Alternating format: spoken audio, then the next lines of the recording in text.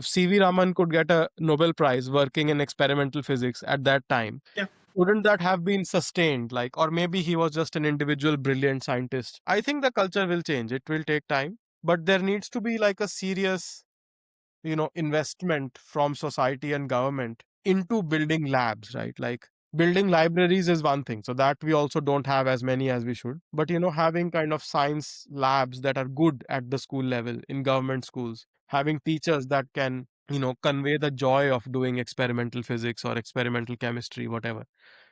I think unless that comes, you will not get people who are very, from the grassroots kind of excited about it. Uh, So that's the difference between experimental science and theoretical science. But one should note, although that the there are some famous Indian scientists before the independence era, like C.V. Raman and J.C. Bose, who were experimentalists, right? And they did their experiments in India. But so somehow it's also an interesting question to ask now that I think about it. Where did that kind of get lost? Right? If C.V. Raman could get a Nobel Prize working in experimental physics at that time, Yeah.